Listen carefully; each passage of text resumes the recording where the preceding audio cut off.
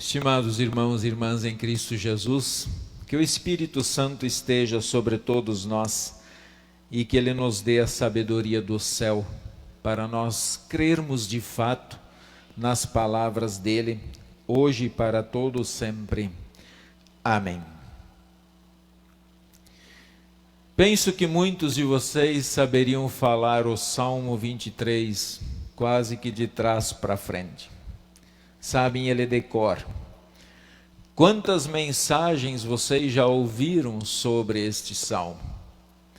No entanto, esse salmo, em cada momento de reflexão, ele sempre traz um grande alento ao coração. Ele sempre nos ensina algo realmente fantástico. O que este salmo poderia nos ensinar hoje, em meio à pandemia, ou talvez em algum outro sofrimento que você esteja passando, ou talvez em suas próprias dúvidas que você tem em seu coração.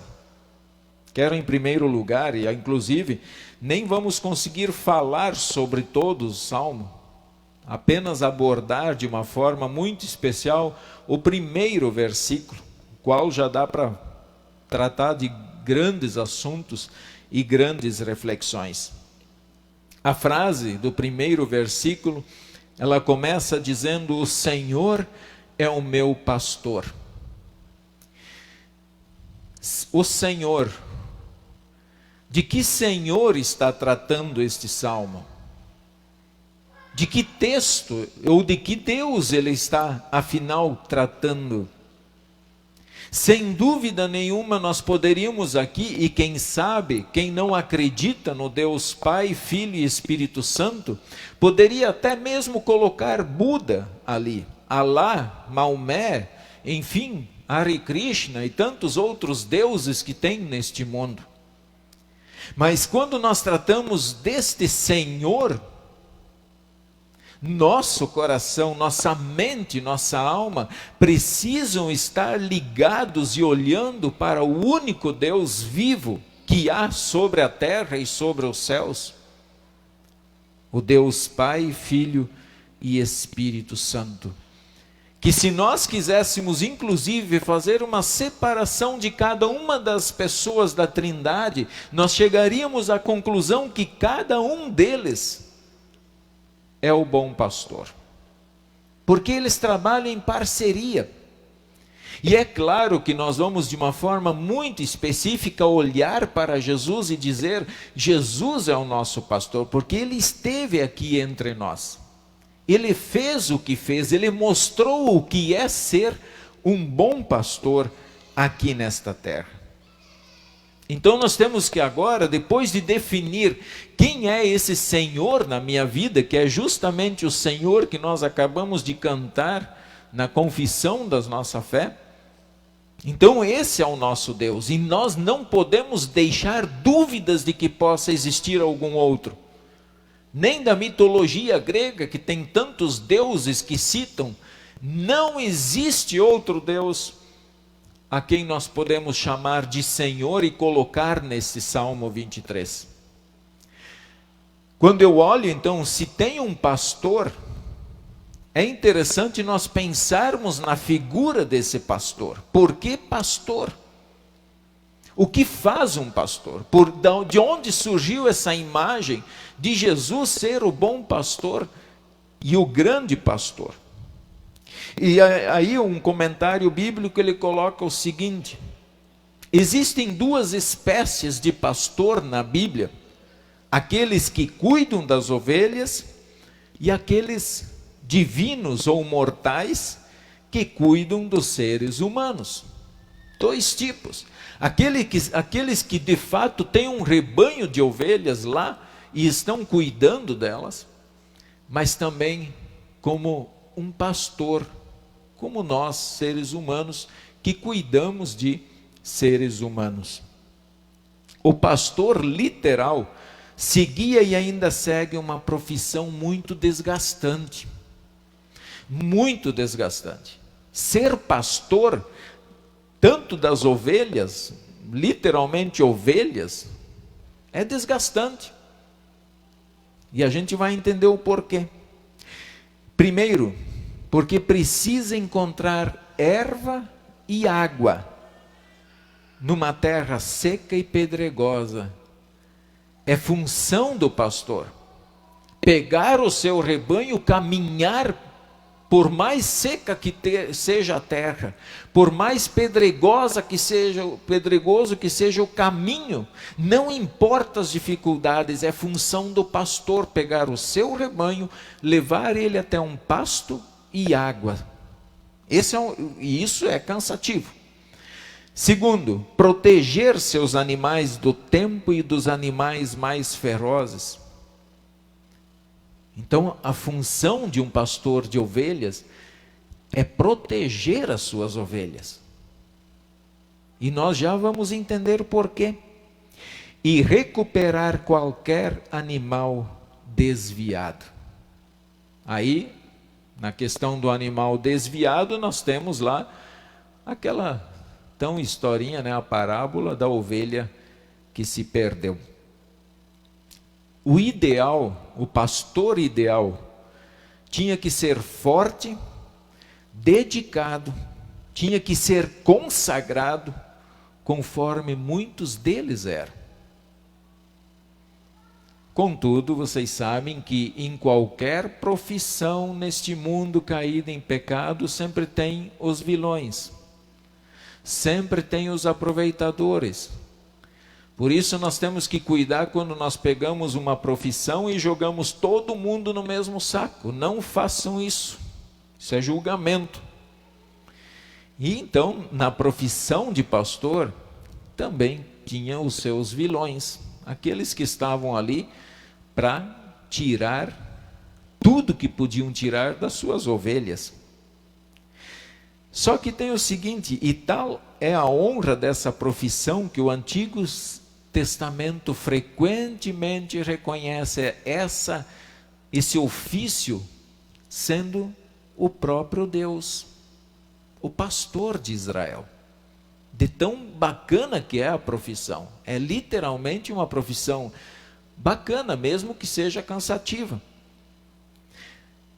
E olha, as escrituras sagradas também são muito enfáticas quando elas dizem que aqueles maus pastores irão também prestar conta de cada uma das suas ovelhas ao grande pastor do céu, pastor divino, o Deus Pai, Filho e Espírito Santo. Então nós vimos até na leitura que a nossa irmã Leci fez, que lá diz assim: ai dos pastores que olham somente para os seus interesses e esquecem do seu rebanho. Quanto aos pastores infiéis ao ministério e ao chamado que receberam, não se preocupem, cada um vai prestar conta perante Deus pelo seu trabalho, pelas suas ovelhas. Ainda bem que é Deus quem irá nos julgar, como pastores também. Porque se fosse alguns seres humanos, eu tenho certeza que os pastores seriam, uma grande parte ou todos seriam jogados no inferno, com essa terrível visão que tem e que se tem sobre os pastores. Diante das funções de um pastor de ovelhas, foi atribuída então essa imagem de pastor ao nosso Deus, ao Filho de Deus, Jesus Cristo. Ele é o bom pastor. Ele é o pastor dos pastores.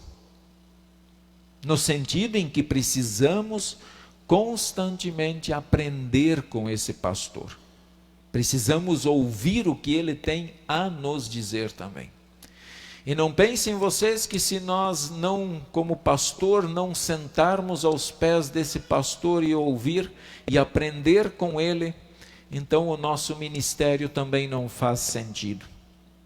Quem não ouvir ou seguir a voz desse bom pastor, sofrerá as consequências disso eternamente. Assim como o texto traz a figura do pastor, vejam que lá tem também, de forma oculta, a imagem de ovelha. Se tem pastor, tem que ter ovelha.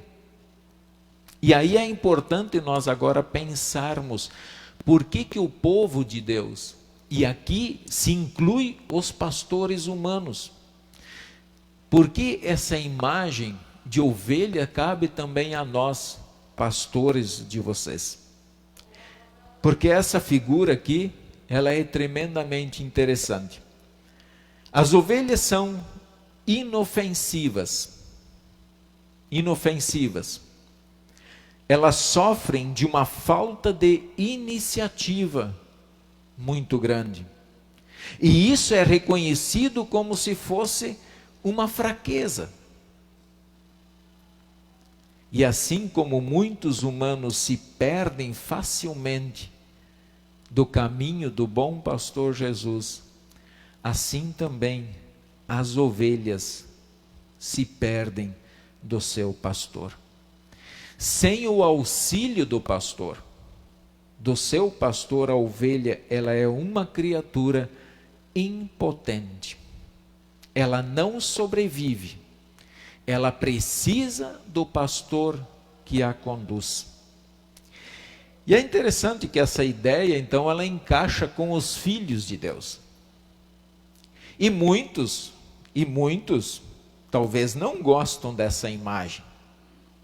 Talvez muitos tenham até, se pensar num animal inofensivo, um animal sem iniciativa, um animal totalmente dependente do seu pastor, aí as pessoas vão dizer, não, eu não quero ser, então, ovelha desse aprisco. E talvez vai causar um pouco de revolta no coração. Mas olha, elas são inofensivas, fracas, faltas de reação, porque o ladrão vem, lhe rouba a lã, lhe carrega para o matadouro e ela não faz nada. Se não for alguém, um pastor, chegar lá e resgatar sua ovelha, a ovelha vai para o matadouro sem dar um grito sequer. Eu quero que nós pensemos agora em nós como ovelhas do bom pastor Jesus. E eu quero que vocês olhem para pelo menos 3 grandes inimigos que nós temos: a morte, o diabo e o mundo. Se coloquem diante desses 3 inimigos, a morte, Satanás, e se coloca só diante do mundo, só você. Tira Deus do seu coração. Diga que você não precisa desse bom pastor, que você é capaz de se defender sozinho. O que vocês acham que vai acontecer com vocês? O que nós, seres humanos, como ovelhas do bom pastor Jesus, o que vai acontecer conosco se nós tirarmos Cristo da jogada e acharmos que nós somos capazes de enfrentar esses inimigos sozinho e que Jesus morreu de graça na cruz? Ele não precisava se pendurar lá na cruz. Certamente, diante de Satanás, diante da morte, e nós estamos caminhando para a morte. Por mais que se use máscara, que se use gel, que se use qualquer outra coisa, que se vacine, todos nós estamos caminhando para a morte. Queiramos nós ou não, aceitemos nós isso ou não. O que nós somos diante da morte sem Cristo? Nós somos mansos. Nós não conseguimos resistir às tentações do próprio Satanás sem Cristo. Nós somos totalmente impotentes diante da morte, diante do mundo, diante de Satanás, se não for Deus em nosso coração, o bom pastor, estando ali, de fato dizendo, eu sou o seu pastor.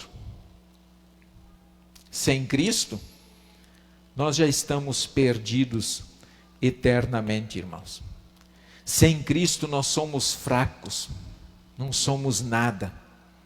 E isso deve nos levar, então, a uma profunda reflexão da palavra do nosso Deus. E aqui, então, cabe agora nós pensarmos, se nós somos ovelhas, e eu não quero me delongar no finalzinho do versículo 1, nada nos faltará, porque só sobre essa frase dá para escrever quase um livro. Nada nos faltará, e nós vibramos como ovelhas do pastor, dizendo, não, o Senhor é o meu pastor e nada me faltará. E eu quero que vocês confiem nisso, que vocês acreditem nisso de todo o coração. As alegrias, elas vêm porque Deus nos dá, porque Deus nos permite vivê-las. E ser feliz é muito fácil olhar para esse bom pastor e dizer, esse é o meu pastor. Mas quando eu digo nada me faltará, eu também estou dizendo que todos os sofrimentos da minha vida também não vão faltar. Não vai faltar perseguição para você. Não vai faltar luta para você. Não vai faltar choro para você.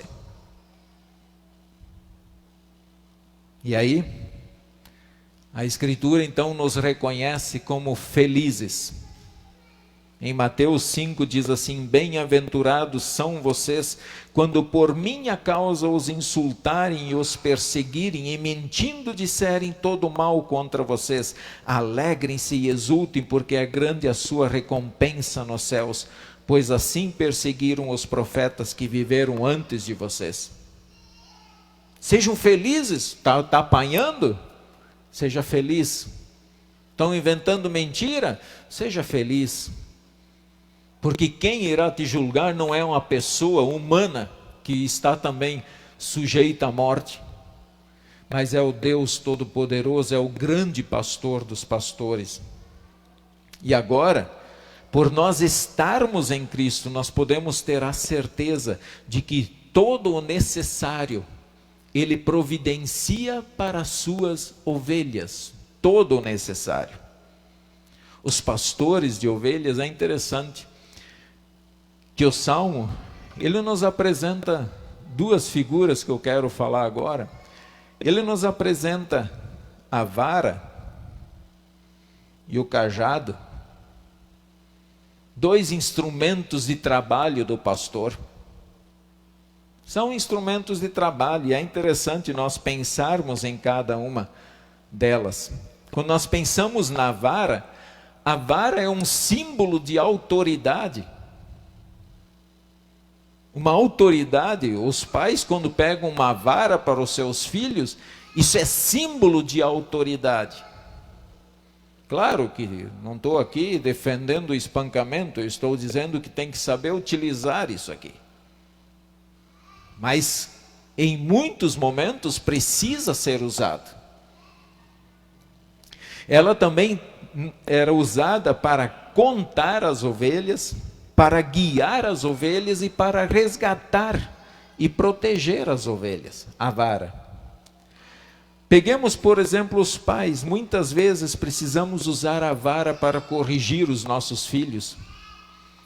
E aqui eu acho que, olha, eu não vou perguntar, né? Mas eu penso que todos aqui dentro já sentiram no lombo uma varada, né?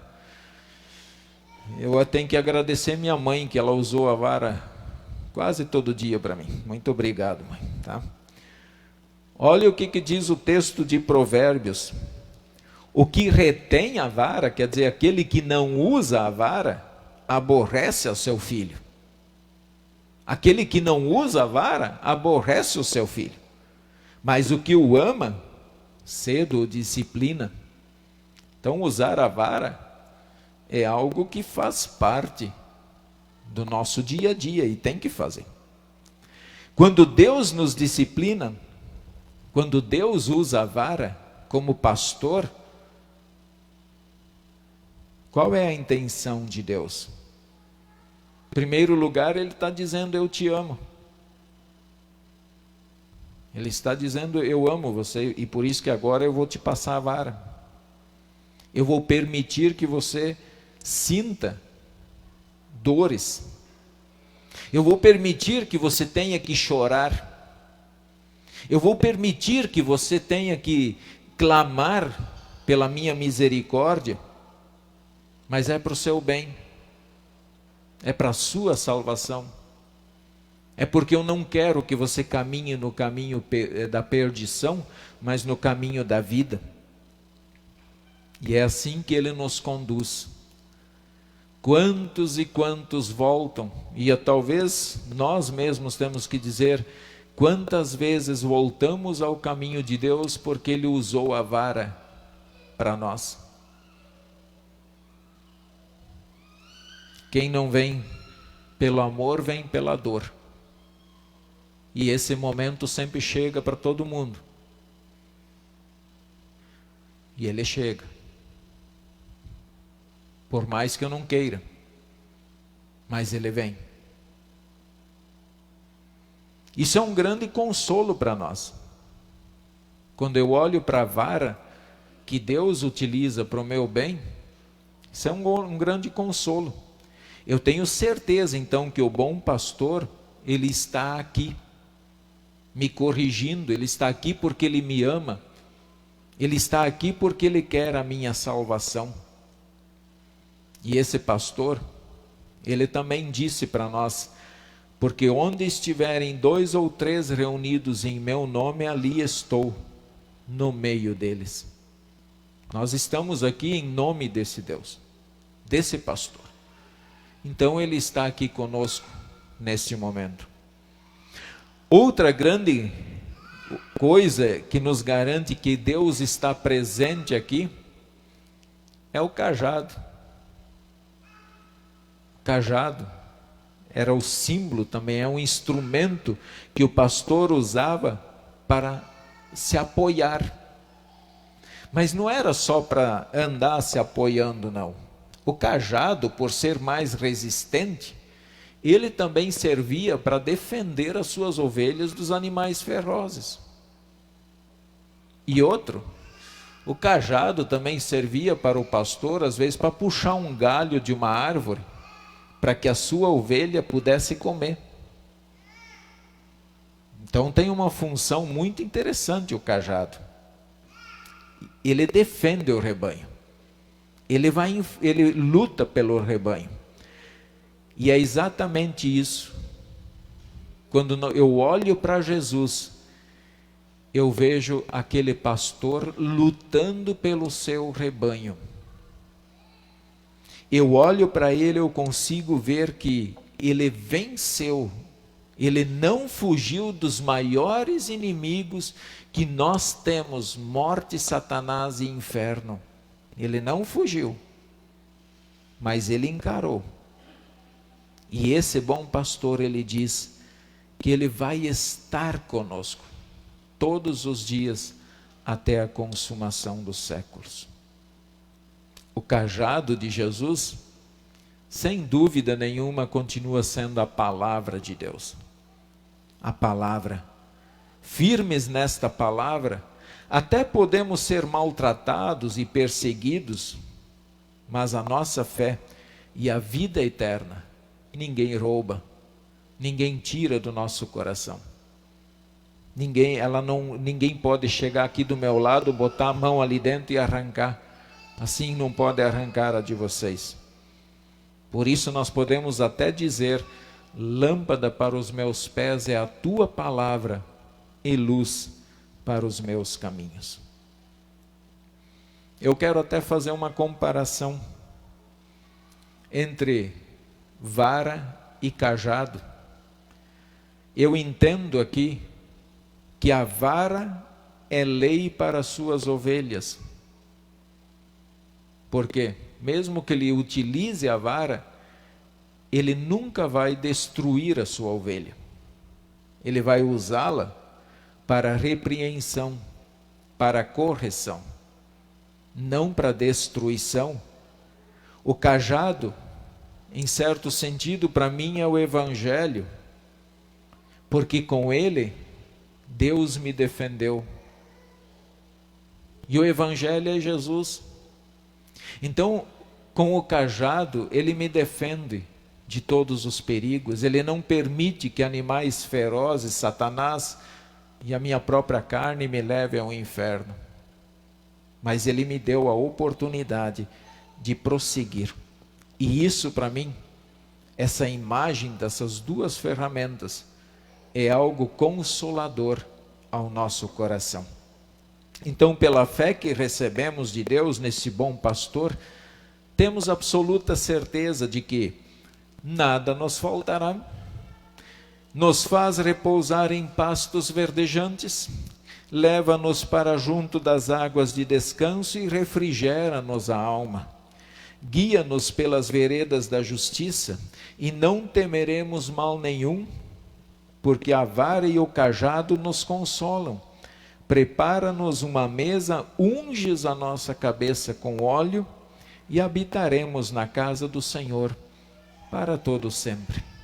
Bênçãos que procedem desse bom pastor Jesus. Queridos irmãos, ao retornarem para o lar de vocês hoje, quero que vocês saiam com a convicção de que o bom pastor Jesus está caminhando com vocês. Vão com esta certeza e não tenham medo de animais ferozes quando eles vos atacar por causa da sua fé. Nós temos um excelente pastor que nos deu vida, que está conosco, mesmo nos momentos mais difíceis que nós passamos. E, se por um acaso nos tirarem a vida aqui neste mundo, não se preocupe, porque nós vamos estar nos reunindo com todos os santos que lavaram as suas vestiduras e as alvejaram no sangue do Cordeiro. Amém.